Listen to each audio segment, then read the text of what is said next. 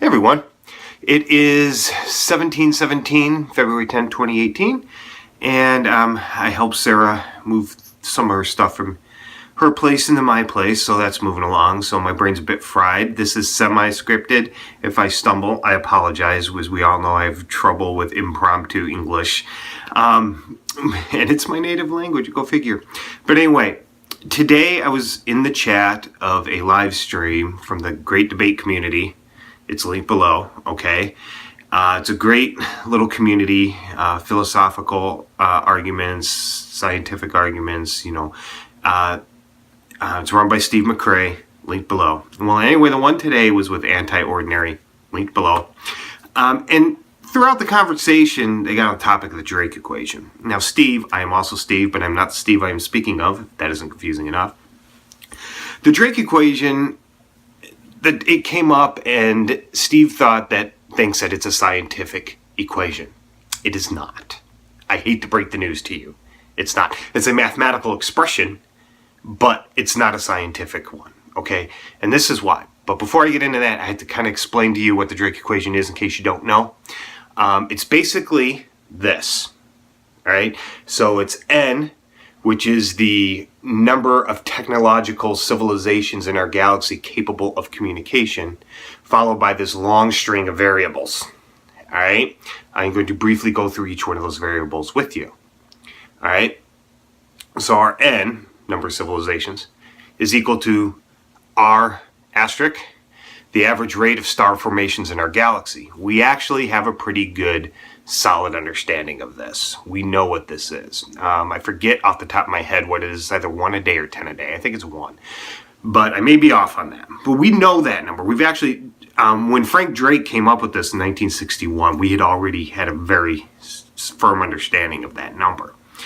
And at his time, that was the only number. Okay? Now, since then, FP is the fraction of formed stars that have planets. In Frank's day, they had no idea. And then we started discovering them in the 1990s. And with the with Kepler, we kind of got a better understanding of what that number is. So we actually do have a decent idea of what this number is now. Okay, N sub E.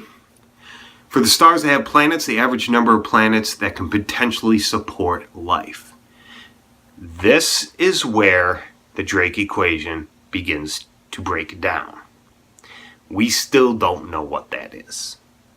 I mean, we know of one, because I wouldn't be talking to you if we didn't have one, all right? So the fraction, F sub 1 is the fraction of those planets that actually develop life. We also still don't know. No clue. F sub I, the fraction of planets bearing life in which intelligent civilized life has developed. Unknown. All right, to this day. All right. Oh, well, 1. We know of 1 in all of these, and that's us. But other than us, we don't know. Okay. F sub C, the fraction of these civilizations that have developed communications, i.e. technologies that release detectable signs into space. All right. Same thing. 1. Us. Other than that, complete unknown. And L, the length of time over which civilizations release detectable signals. Other than us, once again, it's a complete unknown. Now, SETI relies on radio waves, but even when we were heavy into radio waves in the early 20th century to mid to late 20th century, we are starting to go radio quiet, but we're still here. That's all I'm going to say about that. All right, we still don't know. So out of the 1, 2, 3, 4, 5, 6, 7 variables, 2 are known. So what does any of this have to do with whether or not the Drake equation is a scientific equation or not? I just needed to explain it to you real quick, okay? Just because a scientist proposes something doesn't make it scientific, number 1, all right? This is, like I said, it's a mathematical expression. It's kind of like a mechanism. It would be the mechanism, the equation used to describe a mechanism for predicting intelligent life. In this case, honestly, little green men. All right, not life in general, just little green men that use radio. Okay, So it's just a mechanism, all right? So expressed as an equation, all right? It's not part of any theory really or anything like that. So why is it not scientific? Okay, this is why it's not scientific. Because an important part of a mechanism in science is its ability to sit there and postulate predictions, accurate predictions, okay? Which this equation does not do. This equation, its reliable predictability is null. It really is. Because you can plug in any of those numbers other than the first two, because we have a pretty good understanding of those. Other than those first two, you can plug in any number you want and get any variable you want. Between zero, between 0 and the number of stars in the galaxy. So, its reliability, it's plain and simple, it has none. Okay? And not only that, it's oversimplistic. It really is. And there are other factors in here that, in Frank's time, that weren't even thought about. Like, we all know about the habitable zone around it, but that's not good enough for a planet to develop and foster life. At one time, Venus was in our habitable zone, and some people argue it kind of still is. And if life did get started there, it's gone. Same thing with Mars. If Mars was ever warm and wetter, and life started, it's gone. Okay?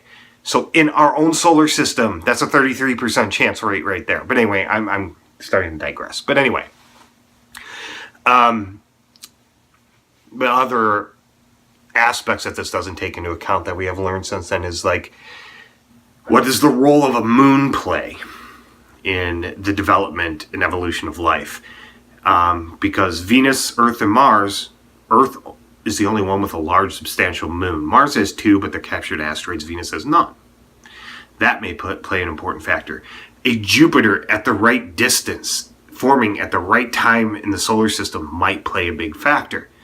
These are things that Frank didn't think about. And it's fine, because we didn't think about that kind of stuff then. And these kind of things need to be worked into the equation of will, if you guess. And plus, until we understand how and where life began, sorry, I almost said evolved, wrong word, began on Earth, we don't really have a starting point to really postulate, well, how important are tides, how important is plate tectonics, how important is the role of a moon, etc., and a Jupiter, etc., etc., etc.